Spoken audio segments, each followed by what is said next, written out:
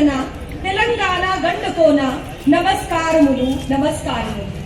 మాతృభూమి సేవలో ఎంతో మంది యువ కిషోరాలు బలిదానం చూసిన ఈ తెలంగాణ प्रांतनाकी शतकोटि वंदनमुलु शतकोटि वंदनमुलु.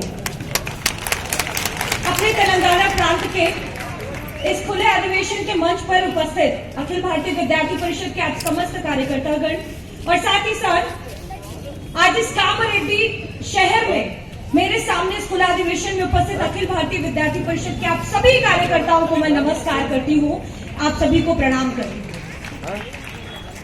आज एक बात कहते हुए अपनी बात को आरंभ करना चाहती हूँ कि चाहे चला लो गोलियां, नहीं रुकेगा ये मातृभूमि का बंधन. चाहे चला लो गोलियां, नहीं रुकेगा मातृभूमि का बंधन. लगाऊंगी राष्ट्रहित में नारे, चाहे बन जाऊं दूसरी जगन, चाहे बन जाऊं दूसरी जगन. और आज मैं इस मंच से उन माओवादी, उन कम्युनिस्टों को कहना चाहती हूँ कि कम्युनिस्टों, माओवादियों, तुम एक जगन मोहन रेड्डी की हत्या कर सकते हो, एक श्रीनिवास के ऊपर तुम हमला कर सकते हो, पर आज यहाँ पर सैकड़ों की संख्या में जगन मोहन रेड्डी उपस्थित है. आओ मारो, कितनों को मार सकते हो, आओ कितनों की हत्या कर सकते हो. आज विद्यार्थी परिषद का एक एक कार्यकर्ता ईंट का जवाब पत्थर से देना जानता है. तुम माओवादियों, तुम अलोकतांत्रिक तरीके से, तुम संविधान के विरोध में जाकर के विद्यार्थी परिषद के कार्यकर्ताओं की हत्या करना जानते हो, पर ये वो विद्यार्थी परिषद का कार्यकर्ता है जो बाबा साहब के द्वारा रचे गए संविधान के आधार पर लोकतांत्रिक तरीके से तुम्हें आज एचसीयू में आरती नागपाल ने जवाब दिया. तुम्हें हर एक विश्वविद्यालय में, आज हर एक विश्वविद्यालय में संसदीय पद्धतियों से, उन लोकतांत्रिक तरीके से विद्यार्थी परिषद का कार्यकर्ता तुम्हें जवाब दे रहा है. तुम्हें लगता है कि तुम विद्यार्थी परिषद के कार्यकर्ताओं को डरा दोगे? तुम्हारी गीदड़ भक्तियों से ये वो विद्यार्थी परिषद का कार्यकर्ता है जो तिरंगा लहराने के लिए अपनी जान की कुर्बानी दे देता है. तुम्हारी गीदड़ भक्तियों से डरने वाला नहीं है, ये वो विद्यार्थी परिषद का कार्यकर्ता है. और मुझे बड़ी प्रसन्नता हो रही है कि जिस तेलंगाना में, जिस काकतीय विश्वविद्यालय में तिरंगा लहराने के कारण जगन मोहन रेड्डी की हत्या कर दी गई थी, आज उसी तेलंगाना में 3 लाख से भी ज्यादा की सदस्यता करते हुए यहाँ के युवाओं ने यह दिखा दिया है कि वो माओवादी कम्युनिस्टों के साथ नहीं, बल्कि अपने राष्ट्रध्वज तिरंगे के साथ खड़े हैं, भगवा के सम्मान के लिए खड़े हैं, अपनी मातृभूमि के लिए खड़े हैं.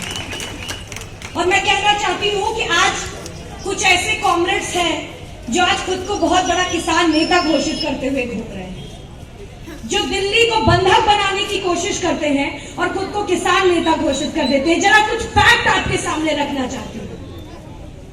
वही ये कॉमरेड्स है जिसने द ग्रेट लीप फॉरवर्ड के नाम से 1,30,00,000 से भी ज्यादा किसानों की हत्या इन्हीं कॉमरेड्स ने चाइना में की थी. और आज ये कॉमरेड्स भारत में खड़े होकर के किसान के समर्थक बनने की बात करते हैं. Shame on you comrade, shame on you. मुझे शर्म आती है ये कहते हुए कि ये कॉमरेड्स भारत देश का हिस्सा है.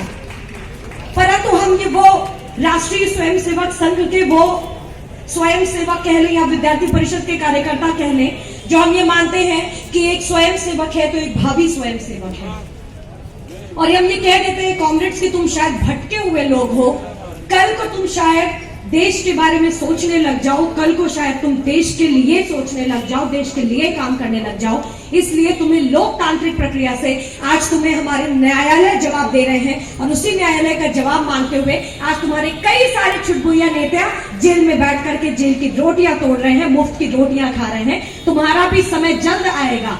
जिन्होंने देश में खड़े होकर के जेएनयू के अंदर बैठ करके देश विरोधी नारे लगाए, जिन्होंने एचसीयू में गड़बड़ी करने की कोशिश की, जिन्होंने पश्चिम बंगाल में गड़बड़ी को करने की कोशिश की, आज वो सारे के सारे लोग जेल के अंदर बैठे हुए हैं. और जो बचे कुचे लोग हैं थोड़े बहुत, उनकी भी बहुत जल्दी उनका भी समय आएगा और वो भी जेल में बैठ करके चक्कियां पीसने के लिए तैयार रहेंगे.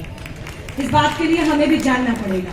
और ये जो किसान समर्थक बने हुए फिरते हैं, उन लोगों से ही कहना चाहती हूँ कि आखिर वो लोग कहाँ थे और आज वो लोग किसान समर्थक होने की नाका ढोंग रच रहे हैं.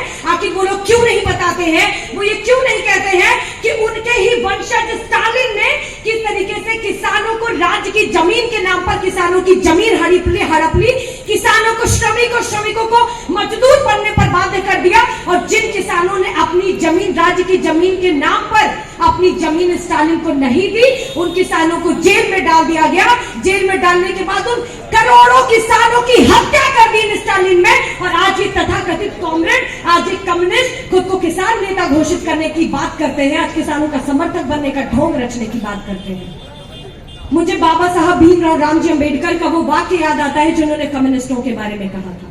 इन्होंने कहा था कि ये कम्युनिस्ट मजदूरों और श्रमिकों के दुश्मन हैं। इन्होंने हमेशा ही मजदूरों और श्रमिकों का शोषण किया है, इसलिए मैं कम्युनिस्टों का पक्का दुश्मन हूं। और आज ये कांग्रेस बाबा साहब भीमराव रामजी अंबेडकर के नाम पर पॉलिटिक्स करते हैं पूरे देश में, और ये कह देते हैं कि हम बाबा साहब के बहुत बड़े हितैषी हैं। पर वो ये क्यों नहीं बताते हैं कि जिस लोकसभा चुनाव के अंदर बाबा साहब भीमराव रामजी अंबेडकर ने मुंबई से लोकसभा चुनाव में संसद के पद के लिए कंटेस्ट किया था, उस समय में ये वही कांग्रेस थे जिन्होंने ये कहा था कि अपने बैलेट बर्बाद कर देना पर अंबेडकर को वोट नहीं देना। और आज ये बाबा साहब के नाम पर पॉलिटिक्स करते हैं।